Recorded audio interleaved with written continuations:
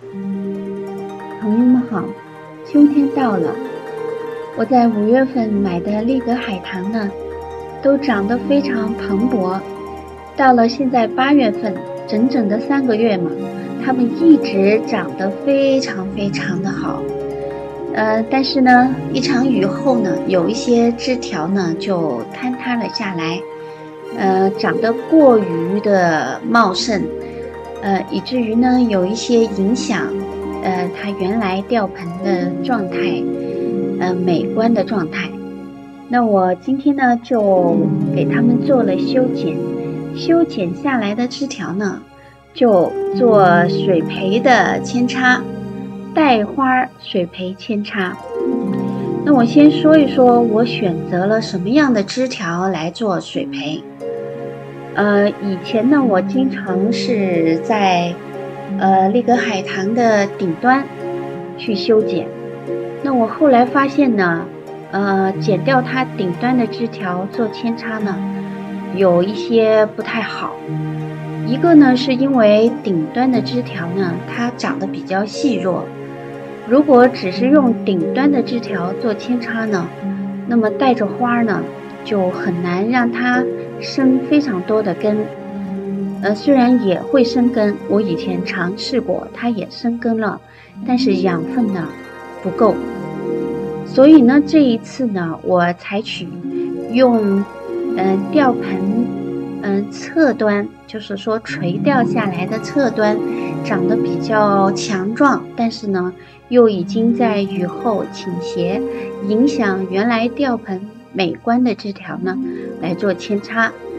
可以看出来它们的花还非常的茂盛，但是这个扦插的枝条有2个优点。一个呢除了带着花叶子很强壮以外呢，它们的茎条也非常粗壮。我也修剪的比较长，因为接近根部呢，所以呢它的这个强壮度就肯定要高于从顶端剪下来的枝条。那这么做的目的呢，我是为了呢，一个可以观花，二一个呢又可以让它呢在保证开花的养分的情况下呢，还能够发根。因为我剪下的枝条比较粗壮，所以呢它应该呢还有一些足够的养分，包括叶子里面的养分呢，它都可以用来帮助开花。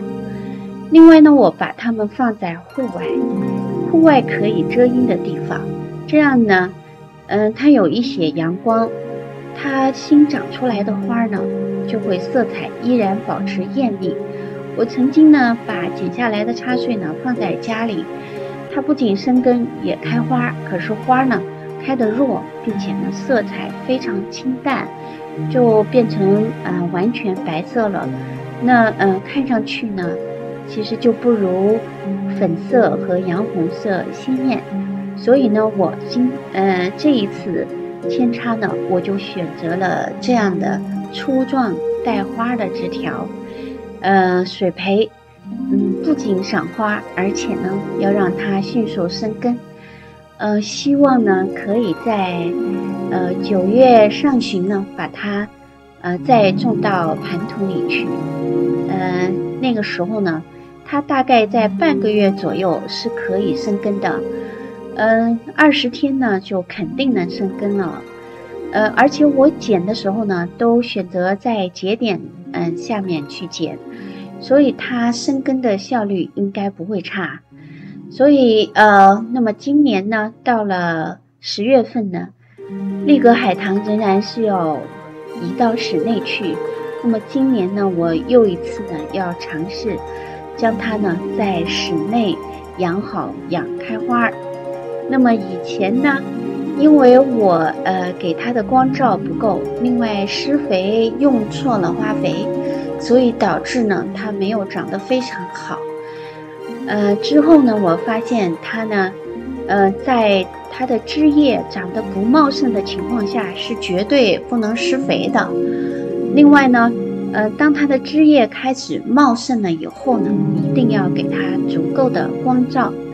在这个情况下呢，要给它是微酸性的促花的花肥，那么它呢就可能在室内呢也能开花。当然呢，很难呢把它养得和在户外养的一样好，只是呢可以呢让它在室内存活下来，并且可以呢开一些花。如果运气好呢，到了第2年春天移到室外以后呢，它就可以继续生长下去。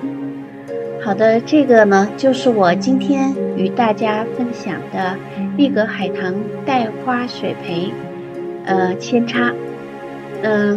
希望呢冬天的时候呢可以看到很好的成效。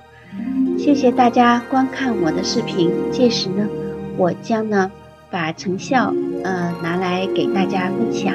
如果我成功了，一定呢把我的成功的经验呢再一次与大家分享。谢谢大家，我们下次再见，欢迎大家订阅、分享与点赞。